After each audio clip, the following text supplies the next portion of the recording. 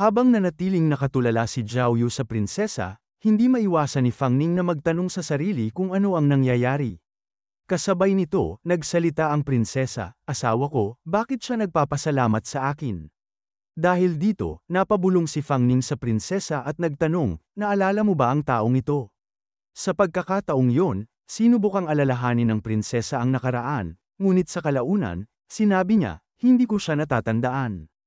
Kaya naisip ni Fang Ning, "Alam ko naman na yan sasabihin mo." Ngunit bago pa siya makapag-isip ng husto, biglang nagsalita si Wei Kai, "Ikaw nga."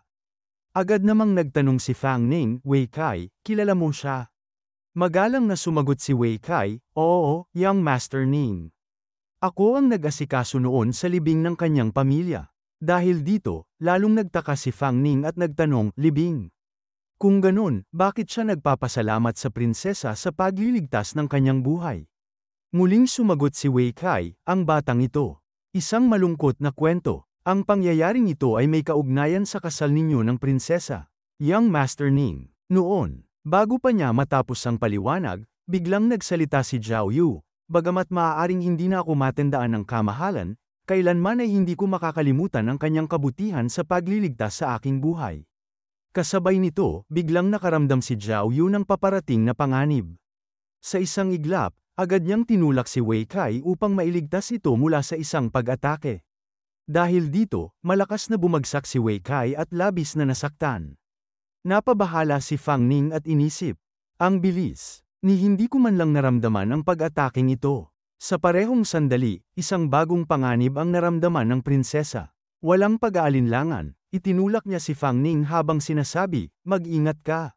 Nagulat ang lahat nang biglang lumitaw ang napakaraming gunting na nagliliyab sa apoy, mabilis na paparating sa kanila. Sa kabutihang palad, mabilis na nakaiwas ang ating mga bida sa paparating na mga atake. Matapos ang insidente, agad nag-alala ang prinsesa kay Fang Ning at nagtanong, "Asawa ko, ayos ka lang ba?" Agad namang sumagot si Fang Ning, "Huwag kang mag-alala, ayos lang ako." Pagkatapos nito, seryosong hinarap ni Fang Ning ang kanilang hindi pa nakikitang kalaban at matapang na sinabi, "Tama na ang pagtatago. Lumabas ka na, 2 beses ka nang umatake ng pataksil, at hindi ka pa rin magpapakita. Napakaduwag mo." Sa gitna ng makapal na usok, isang liwanag ang biglang lumitaw. Agad na umatake ang prinsesa mula sa direksyong yun habang matapang na sinasabi, "Puro panlilin lang." Sa isang iglap, mabilis niyang nagapos ang isang gunting. Nang makita ito ni Fang Ning, nagulat siya at agad na nagtanong, "Ano ba itong bagay na ito? Isa bang soul artifact o isang soul spirit?" Dahil dito, agad niyang tinanong ang prinsesa, "Posible bang ang isang bagay na walang buhay ay maging isang soul spirit?" Sumagot naman ng prinsesa, "Ni ako mismo ay hindi sigurado." Kasabay nito, nagsalita si Wei Kai at ipinaliwanag, "Prinsesa, young Master Ning, ang mga gunting mismo ay hindi maaaring maging soul spirits. Ngunit ang pares ng gunting na ito ay pinagsanib ng maraming kaluluwa ng iba't ibang tao. Isa itong bihirang uri ng soul spirit kung saan nagsanib ang isang artifact at isang kaluluwa bilang isa." Sa narinig niya, tila nabuhayan si Fang Ning at pabirong nagsabi, "Parang nasa isang gotcha game tayo. Hindi ba parang napakaswerte natin?" Isang SSR agad sa unang subok. Nang sandali na yon, madaling pinutol ng gunting ang kid ng nakagapos dito. Dahil dito, agad na naglabas ng kapangyarihan ang prinsesa, habang seryosong sinabi, "Asawa ko, ako na ang bahala rito." Agad siyang sumugod, ngunit nag-aalalang sumigaw si Fang Ning, "Mag-ingat ka." Sa halip na matakot, tila masaya pa ang prinsesa habang sinasabi, "Huwag kang mag-alala, asawa ko." Dahil dito, naisip ni Fang Ning, tama, sa lakas ng prinsesa ngayon, hindi dapat maging problema ang gunting na ito. Habang nakatutok ang prinsesa sa pakikipaglaban, lumapit si Fang Ning kina Wei Kai at Zhao Yu. Agad siyang nagtanong, "Wei Kai, mukhang marami kang alam tungkol sa mga gunting na yon. Ano ba talaga ang kwento sa likod nito?" Nang magsisimula pa lamang magsalita si Wei Kai, biglang napansin ni Fang Ning si Zhao Yu na seryosong nakatingin sa gunting. Kasabay nito, bigla siyang nagsalita, "Ang mga gunting na ito ay orihinal na isang heirloom ng aking pamilya, ang Zhao family. Noong ikakasal na ang kamahalan, inatasan ng aming pamilya na ipanday ang Dragon Plume Scissors bilang alay. Naguluhan si Fang Ning at agad na nagtanong, ano ba ang isang dragon plume? Sumagot naman si Zhao Yu, ang dragon plume ay ang pinakamahaba, pinakamahirap baliin, at pinakamagnifikong balahibo ng isang dragon. Mula 1,000 taon na ang nakalipas, isang lalaking puno ng sigla ang masayang nagpahayag sa kanyang mga tauhan, malapit ng ikasal ang ating kamahalan, ang prinsesa. Inatasan tayo ng gobernador na Ipanday ang dragon plume scissors bilang alay sa maharlikang pamilya. Isa itong dakilang karangalan para sa ating mga ninuno. Mga kasama, gawin natin ang ating makakaya. Ang pagkakataong ito ang maaaring sumikat ang pangalan ng Zhao family sa buong mundo. Dahil dito, masiglang sumagot ang mga panday, sumasang-ayon at puno ng sigasig sa gawain. Habang abala ang lahat, lumapit si Zhao Yu sa kanyang ama at nagtanong, pwede po ba akong sumubok? Ngunit agad na hindi pumayag ang kanyang ama at sinabing, hangal na bata, mahalaga ang proyektong ito. Manood ka na lang sa gilid at huwag mong gambalain ang iyong ama. Sa makalipas, nanatiling nakatutok si Zhao Yu, seryosong pinagmamasdan ang proseso ng pagpapanday. Ilang sandali ang lumipas, at sa gitna ng kanilang paggawa, bigla na lamang naputol ang bakal na kanilang hinuhulma. Kaya nagtaka ang ama ni Zhao Yu at nasabi, nasira na naman. Bakit palaging nababasag ang bakal bago ito matapos? Sumagot ang isa sa mga panday, tama ka. Nakakapagtaka ito. Ilang beses na ba itong nangyari? Ayaw talagang mabuo ng talam. Kasabay nito, biglang tinawag ni Zhao Yu ang kanyang ama. Sa takot at pag-aalinlangan, sinabi niya, pakiramdam ko po may narinig akong tinig. Sinasabi nitong ayaw nitong mabuo. Kaya dito ay napaisip si Fang Ning at nagtanong, ayaw nitong magpabuo. Paano nangyari na isang simpleng bakal na embryo ay nagkaroon ng ganoong espiritualidad? Sumagot naman si Zhao Yu. Tama, sabi nga nila, ang inosenteng tao ay nagiging biktima dahil sa kayaman ng kanyang taglay. Dahil dito, ang aking buong pamilya, mahigit 100 tao, maliban sa akin, ay pinatay. Sa sandaling yon, isang nakakakilabot na aura ang bumalot kay Zhao Yu. Kasabay nito, biglang sumiklab ang kanyang espiritual na enerhiya, dahilan upang magulat si Wei Kai at mabilis na magbabala, Yang Master Ning, mag-ingat ka. Sa isang iglap, mahigpit na hinawakan ni Zhao Yu ang dragon plume scissors at agad na umatake. Mabilis namang nakaiwas si Fang Ning, subalit nakatamo siya ng pinsala sa kanyang dibdib. Matapos nito, naglunsad ng kontra-atake si Fang Ning, ngunit napigilan ito ni Zhao Yu gamit ang kanyang dragon plume scissors. Gayunpaman, dahil sa lakas ng puwersang hatid ni Fang Ning, tumilapon pa rin si Zhao Yu. Kasabay nito, napahawak si Fang Ning sa kanyang pinsala sa dibdib habang mahina niyang binigkas ang kasabihang, pang-akit sa tigre palayo mula sa bundok. Sa puntong yun, napagtanto ni Fang Ning ang isang bagay at diretsyong tinanong si Zhao Yu. Hindi ka isang level 3 soul spirit, hindi ba? Sumagot si Zhao Yu, tama. Akala ko wala na akong pagkakataon para mag-higanti. Hindi ko inasahan na magiging maaway ng langit at ibabalik ka sa akin. Kasabay nito, isang mas malakas na armas ang lumitaw sa kamay ni Zhao Yu, at ang kanyang enerhiya ay muling lumakas. Sa pagkabahala, sumigaw si Wei Kai, Young Master Ning. Pinagsama na niya ang kanyang enerhiya sa Dragon Plume Scissors. Ang enerhiya niya ngayon ay halos umabot na sa level 7.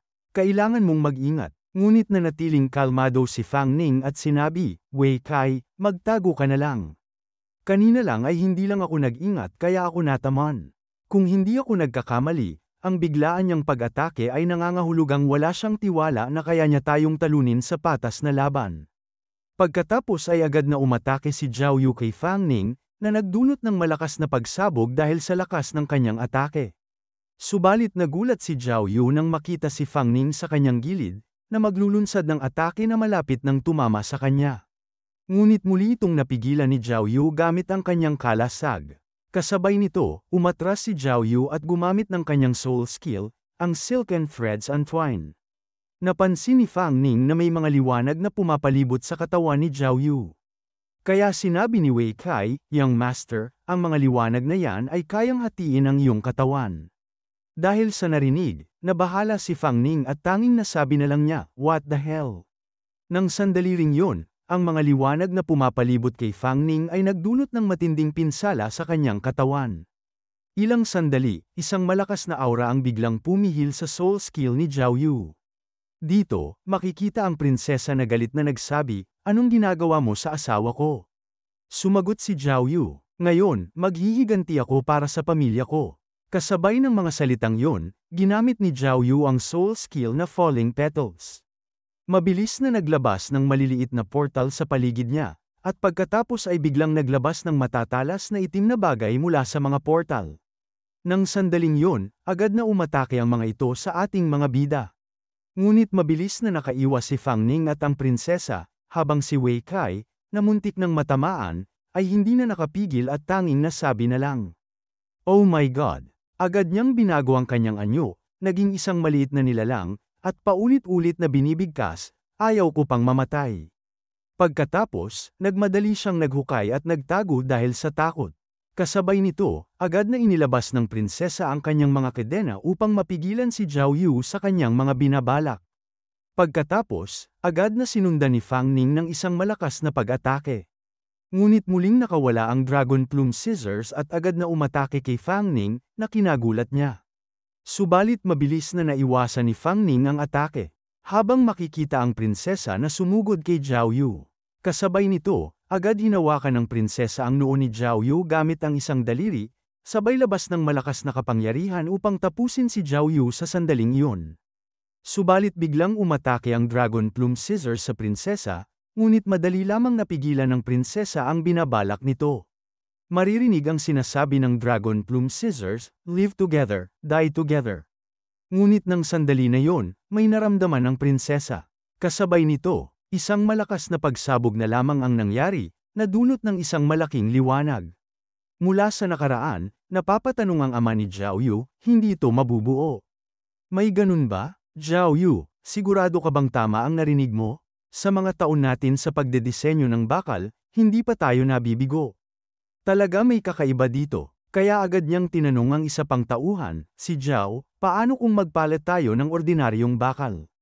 Ngunit nang sandali na yon, nakarinig sila ng isang malakas na pagtawa mula sa labas ng pinto habang may nagsabi, "Hindi ko inasahan ang ganitong espiritual na bakal. Hindi ba't magandang tanda ito mula sa langit para sa ating dakilang Jiang?" Pagbukas ng pinto, agad na kumilos ang mga sundalo at pinalibutan sila, na kinatataka nila. Makikita ang isang matandang lalaki na nagsabi, kung ang bakal na ito ay may panday sa gunting bilang regalo sa kasal kay Young Master Ning at Princess Jiang Li, at ipapasa kay His Majesty. Hindi ba't tataas ang aking posisyon? Dahil dito, agad nakilala ng ama ni Zhao Yu ang matandang lalaki na si Governor Li. Kaya nagbigay galang siya at nagsabi, 3 araw pa bago ang paghahatid. Bakit dumating ka ng maaga? Sumagot si Governor Li, kung hindi ako dumating, hindi ko ba matutuklasan ang ganitong pangyayari? Sinabi mo na balak mong magpalit ng ordinaryong bakal upang ipande ang gunting, tama ba ako? Sumagot ang ama ni Zhao Yu, dahil narinig mo na ang lahat, dapat ay narinig mo na rin ang sinabi ng anak kong si Zhao Yu. Hindi mabubuo ang espiritual na bakal. Wala na tayong magagawa. Tinapak ni Governor Li ang balikat ng ama ni Zhao Yu at nagsabi, "Zhao Tai, huwag mong maliitin ang sarili mo. Akala mo ba hindi ko alam na ikaw ang master ng Ironsmith Villa? Hindi ko ipagkakatiwala ang mga ito sa mga karaniwang panday. Huwag kang mag-alala, kapag natapos ang Dragon Plume Scissors at kapag naging masaya ang His Majesty, lahat kayo ay bibigyan ng gantimpala." Dahil dito, nagulat ang lahat sa kanilang narinig. Kaya sinabi ni Zhao Tai, pero, itong bakal. Ngunit hindi pa tapos ang kanyang paliwanag, agad silang tinutukan ng mga crossbow ng mga sundalo habang sinasabi ni Governor Li, "Anong? Naglalakas loob kayong sumuway sa utos ng gobernador?" Dahil sa narinig ni Zhao Tai, magalang niyang sinabi, "Hindi, agad ko itong ipapanday." Kaya dito ay nagtaka si Zhao Yu at sinabi, "Ama, hindi ba't sinabi ko na sayo?" Habang makikita na sinimulan na ni Zhao Tai ang pagpapanday sa Dragon Plume Scissors. Nagsalita si Zhao Tai, "Anong pinagsasabi mo? Isang piraso ng bakal lamang ito na may kaunting espiritualidad, hindi ba natin kaya yon? Bilang master, gagamit ako ng isang lihim na teknik para mabuo ang espiritualidad ng bakal." Subalit nagmamakaawang sinabi ni Zhao Yu, "Ama, itigil mo na. Sabi ko na ayaw ng bakal na mabuo siya. Habang patuloy na pinipigilan ni Zhao Yu ang kanyang ama, galit na sinabi ni Zhao Tai, dapat mo nang itigil ang mga pinagsasabi mo. Dahil dito, isang sundalo ang biglang nagtakip sa bibig ni Zhao Yu. Kasabay nito, nagsalita si Governor Li, kung hindi matapos ang Dragon Plume Scissors ngayong araw, tatapusin ko ang buong Ironsmith Villa. Dahil sa narinig, agad na tinawag ni Zhao Tai ang dalawa niyang tauhan upang tumulong sa kanya, at kaagad naman silang sumang-ayon. Habang patuloy pa din ang kagustuhan ni Zhao Yu na pigilan ang kanyang ama. Makikita na pinagtutulungan nilang tapusin ang Dragon Plume Scissors. Sa kalaunan, unti-unting nabuo ang Dragon Plume Scissors. Makalipas ang ilang sandali, sinabi ni Zhao Tai, Dragon Plume Scissors, tapos na. Subalit may narinig silang nakakatakot na boses na nagsabi, kapag nabuo ang gunting, darating ang kalamidad ng pag-agos ng dugo. Nang sandali na yon, nagulat ang lahat ng tao sa paligid. Makikita ang Dragon Plume Scissors na biglang naglalabas ng isang malakas na aura. Dahil dito, sinabi ni Governor Li, sino nagsabi noon? Huwag ninyo akong paglaruan, magpakita kayo. Subalit nagsalita ang isa sa mga tauhan ni Governor Li habang tinuturo ang Dragon Plume Scissors at sinabi, Governor, sa tingin ko doon nagmula ang boses. Sumagot si Governor Li, ano? Paano nangyari yon? Ngunit nang sandali na yon, tila may napagtanto si Governor Li. Kaya agad niyang inutusan ang kanyang mga sundalo at sinabi, hulihin ninyo silang lahat. Kaya agad na kumilos ang mga sundalo at hinuli ang mga blacksmith. Dito, nagtatakang nagtanong si Zhao Tai kay Governor Li kung anong ibig sabihin nito. Sumagot si Governor Li, hindi mo ba narinig ang propasia ng Dragon Plume Scissors?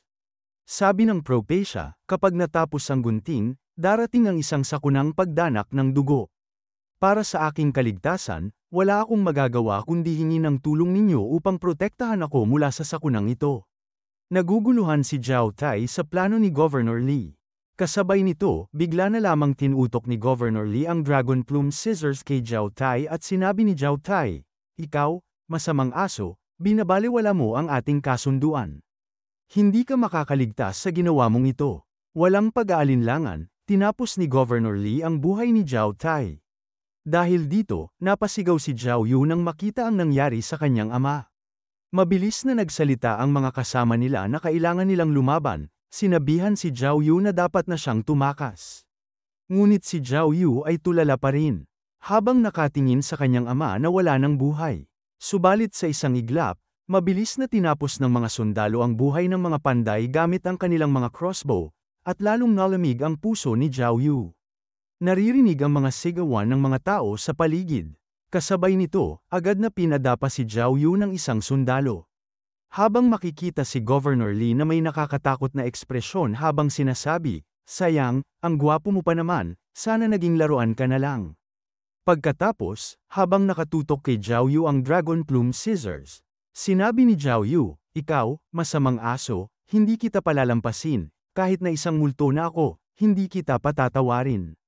Kasabay nito, agad na binawian ng buhay si Zhao Yu ni Governor Li. Pagkatapos, makikita ang katawan ni Zhao Yu, at mula rito, lumabas ang kanyang soul spirit na agad na pumasok sa Dragon Plume Scissors. Kasabay nito, kusa itong gumalaw patungo kay Governor Li, na kinagulat ng lahat.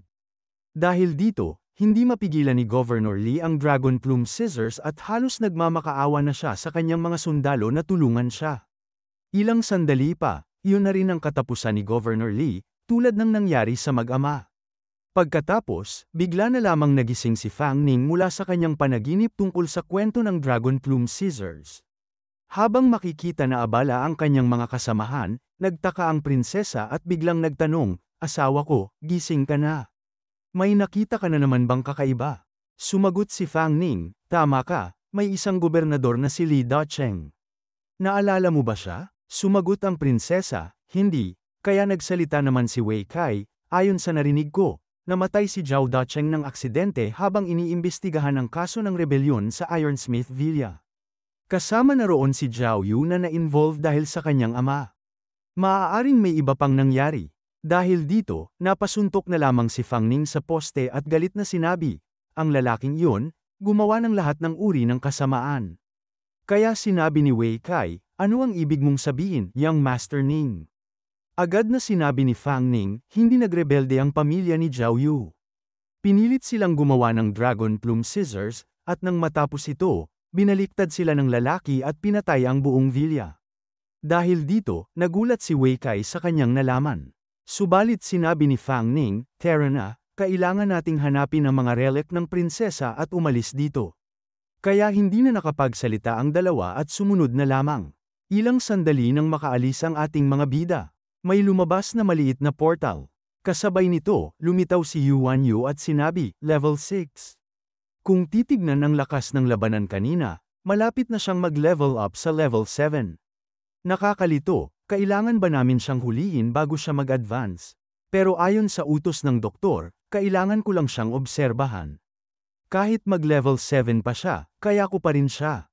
Hindi ko pwedeng hadlangan ang plano ng doktor. Paglabas ko dito, i-report ko sa doktor at siya na ang magdedesisyon." Subalit may narinig siyang ingay mula sa malayo. Kaya nasabi ni Yuan Yu, may dadating na ibang tao. Agad niyang inilabas ang kanyang portal at tuluyan ang naglaho bago pa man makarating ang mga tauhan. Habang makikita sina Yuan Tan at ang misteryosong lalaki, sinabi ni Yuan Tan, "Big brother, dito nang galing ang spiritual power fluctuation. Mukhang nahuli tayo. Ang mga daga na gustong hanapin ni Boss Yuan Feng ay nawala na." Pinulot ng misteryosong lalaki ang nasirang dragon plume scissors at sinabi, "Napaka-pamilyar ng fluctuation ng spiritual power na ito. Iyon ang espesyal na soul spirit at yung batang si Fang Ning." Nagulat si Yuan Tan sa kanyang narinig kaya nasabi niya, ayon sa impormasyon, sumali na sila sa Soul Hunters. At ang kanyang kakayahan ay mabilis na umangat sa level 6. Malamang ay magiging mas mahirap na siyang mahuli. Kasabay nito, tinanggal ng lalaki ang kanyang balabal habang sinasabi, "Yuan Tan, habulin natin sila. Hindi sila pwedeng makalayo." Habang makikita si Chang Bai Dao, dinagdag pa niya, si Fang Ning at ang espesyal na soul spirit na pumutol sa braso ko. Ngayon, hindi na ako tatakbo. Ipapakita ko sa inyo ang bagong kakayahan na ibinigay sa akin ng doktor.